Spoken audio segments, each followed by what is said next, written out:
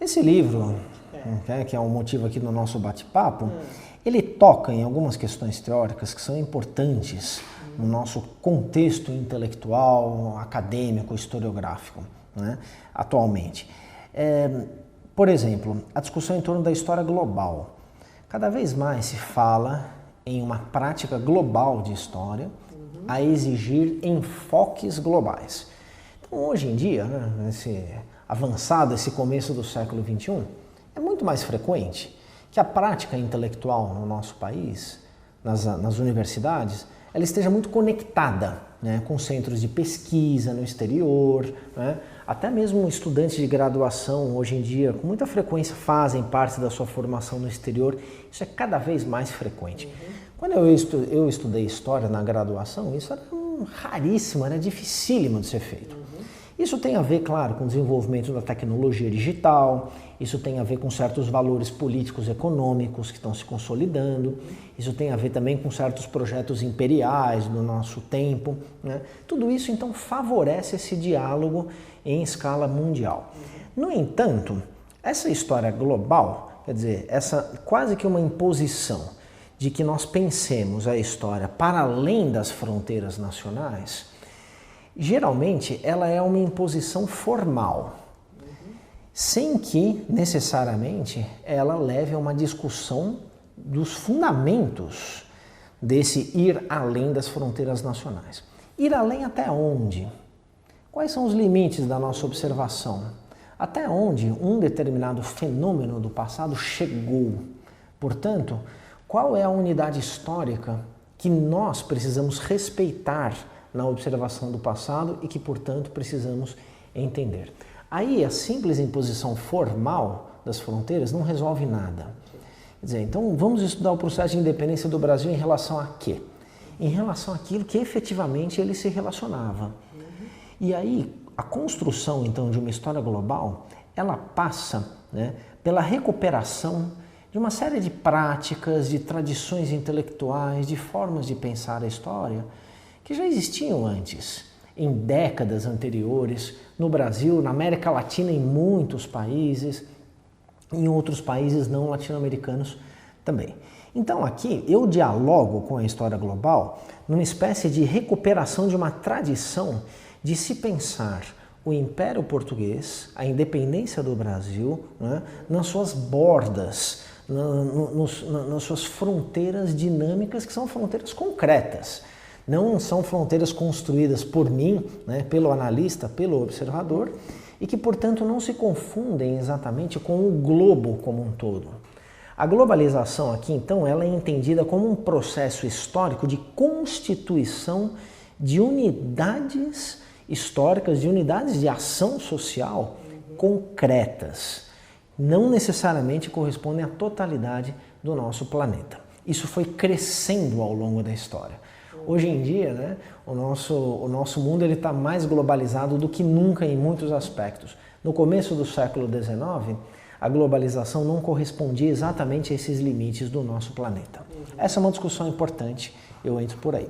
Uma outra discussão teórica importante diz respeito a uma história do tempo histórico e a uma história de conceitos históricos. Ambas, a minha inspiração direta para ambas as coisas é um grande historiador alemão, Reinhard Koselleck, né, e a sua escola de pensamento, né, quer dizer, uma semântica dos tempos históricos e de uma história das temporalidades históricas. Né? Então eu entro também aqui nessas duas coisas, reelaborando a ideia de experiência, né, então a experiência como um passado que condiciona a política no presente, como que uma realidade presente, ela é tributária do passado, mesmo que ela não se dê conta disso, necessariamente. Então, como que o presente está sempre reelaborando um passado coletivo e como que isso está projetando formas de pensar a política e a sociedade no futuro, né? Então, esse livro, Mônica, Tempos e Espaços das Independências, ele é fortemente tributário de algumas categorias de análise advindas dessa forma koselleckiana de pensar a história. E eu distribuo, então, essa influência muito importante para mim em vários capítulos, mas sempre procurando reelaborar, né, essa teoria à luz da realidade histórica concreta, né? Porque afinal de contas não existe teoria pronta, né, para o historiador, para o cientista social. A teoria ela é sempre uma reelaboração imposta pela pesquisa empírica. Então o critério da teorização tem que ser a realidade, ao mesmo tempo em que a realidade só pode ser significada teoricamente. Então aqui é a minha contribuição para esse movimento duplo, né, para essa dialética entre a teoria e a empiria que constitui o trabalho do historiador. Você fala em temporalidade, defina temporalidade, ou exemplifique temporalidade. Temporalidade é um conjunto de atributos de uma determinada realidade social que tem a ver com o tempo. O tempo pode ser um monte de coisas, né? O tempo pode ser uma ideia concreta, o tempo pode ser um projeto, o tempo pode ser uma noção parcialmente consciente, o tempo pode ser uma representação, o tempo pode ser uma noção, né? O tempo pode ser formas de se expressar, concepções de viver o movimento e a duração.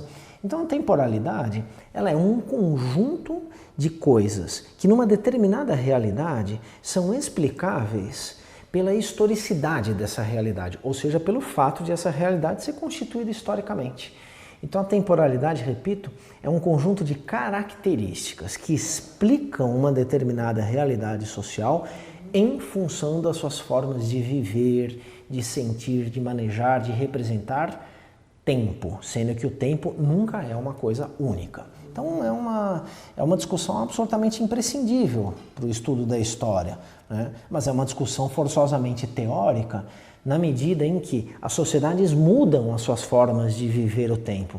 Portanto, não há uma gramática de temporalidades disponível de antemão para o historiador. O historiador precisa ser capaz de analisar uma sociedade buscando o que nessa sociedade se deve ao fato de que ela maneja, de que ela vive, de que ela é o que é graças a uma pluralidade de tempos. É uma espécie de consequência dessa pluralidade de tempos que estão sempre mudando, inclusive nas suas relações de importância naquela sociedade. Então aí é que se dá a tal da experiência histórica. Sim, a experiência aqui ela é entendida como um conjunto de saberes a respeito do passado, de noções do passado, um conjunto de elaborações acerca do passado, capazes de pautar no presente as projeções feitas nesse presente do futuro daquela sociedade.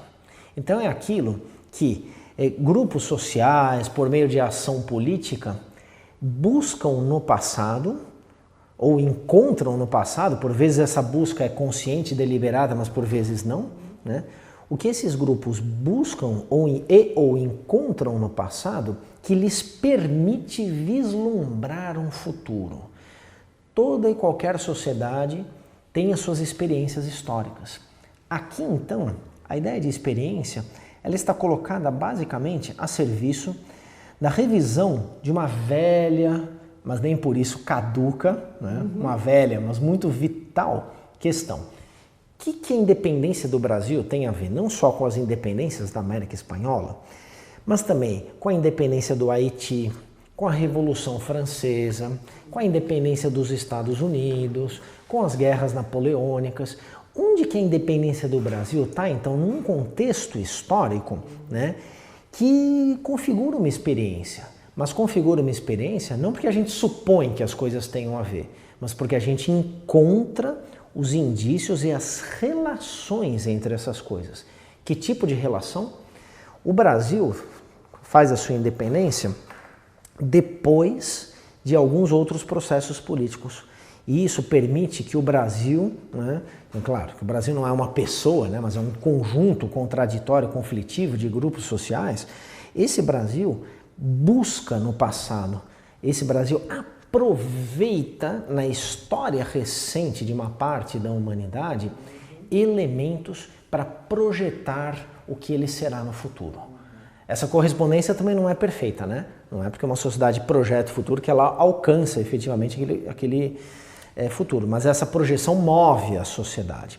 Então aqui a experiência ela é um conjunto de elementos do passado a pautar no presente a ideia de futuro e ao mesmo tempo um conjunto de situações concretas que impõem no presente resoluções em direção ao futuro. Então não apenas ideias de história, mas guerras, questões diplomáticas, questões comerciais e tudo isso então junto configura o que eu chamo de uma experiência histórica. Só existe história de muitos tempos ao mesmo tempo. Nunca existe uma história de um único tempo, né? Então nós temos que dar conta de tempos longos, de tempos curtos que pela sua repetição se tornam longos, de tempos longos que deixam de existir ou que se encurtam. A história é, como nos ensina Fernand Braudel, um dos grandes historiadores do século XX, a história é sempre constituída por uma pluralidade de tempos, de durações. O nosso desafio é dar conta, então, dos muitos ritmos de configuração e de transformação da realidade que se processam simultaneamente, alguns lentos, alguns rápidos, e eles trocam de posição e estabelecem entre si hierarquias. Então, para nós historiadores, né, nós desde cedo aprendemos a relativizar o tempo.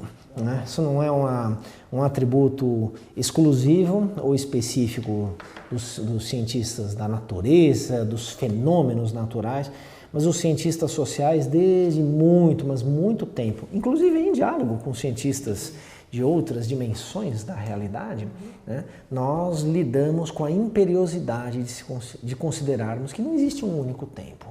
O tempo é sempre relativo ao que as sociedades fazem com a sua realidade.